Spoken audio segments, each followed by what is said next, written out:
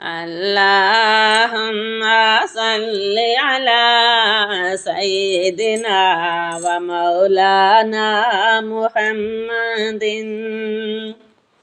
ایک شخص کا بیان ہے کہ مجھے بغداد کی طرف سے جانے والے ایک قافلے کا پتہ چلا تو میں بھی ان کے ساتھ حج پر جانے کا ارادہ کر لیا اور 5-7 دینار لے کر بازار گیا تاکہ سامان حج لے آؤں۔ وہاں ایک سید زادی نے کہا، میں سید زادی ہوں، میری بچیوں کی چادریں نہیں ہیں اور ہم 4 روز سے فاقہ سے ہیں۔ اس سید زادی کی بات سے میں متاثر ہوا اور وہ 5-7 دینار اس کو دے دیے اور شکر الہی بجا لاتے واپس گھر آ گیا۔ اس سال وہ حج پر نہ گیا اور قافلہ چلا گیا۔ جب قافلہ حج سے واپس آیا تو میں ملنے کے لیے گیا۔ جس حاجی صاحب سے بھی ملتا وہ مجھے حج کی مبارکباد دیتا اور قبولیت حج کی دعا کرتا۔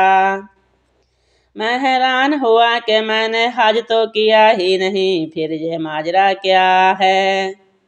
اسی حیرانگی میں رات کو سویا تو خواب میں حضور سید الانبیاء صلی اللہ علیہ وآلہ وسلم کی زیارت ہوئی تو آپ صلی اللہ علیہ وآلہ وسلم نے ارشاد فرمایا، تو لوگوں کی مبارکباد پر تعجب نہ کر، جب تو نے ایک سید زادی کی حاجت کو پورا کر دیا تو اللہ تعالیٰ نے تیری صورت پر ایک فرشتہ مقرر فرما دیا جو ہر سال تیری طرف سے حج کیا کرے گا۔ برادران اسلام، جو لوگ اہل بیت سے محبت کرتے ہیں دنیا آخرت میں شرف و عزت پاتے ہیں، اس لیے کہ حضور نبی کریم رحمت للعالمین صلی اللہ علیہ وآلہ وسلم کا ارشاد گرامی ہے، 4 قسم کے لوگوں کی میں قیامت کے دن شفاعت کروں گا۔ نمبر 1، وہ جو میری اولاد کی عزت کریں گے۔ نمبر 2، وہ جو ان کی ضروریات کو پورا کریں گے۔ نمبر 3، وہ لوگ جو ان کی ضروریات کے وقت ان کے امور میں کوشش کریں گے۔ نمبر 4، وہ لوگ جو دل زبان سے ان کے ساتھ محبت رکھیں گے۔ سادات کرام کا ادب احترام نہایت ہی ضروری ہے۔ علامہ عبدالوہاب شاہرانی رحمت اللہ علیہ کا قول ہے کہ سادات کرام کے آداب میں سے ایک یہ ہے کہ ہم میں سے کوئی بھی ان کے بستر پر نہ بیٹھے اور نہ ہی ان کے برابر بیٹھے، اور جب سید صاحب سامنے آئیں تو ہم ان کی تعظیم تکریم کے لیے کھڑے ہو جائیں۔ سادات کرام کے بچوں کا بھی ادب و اکرام کیا جائے۔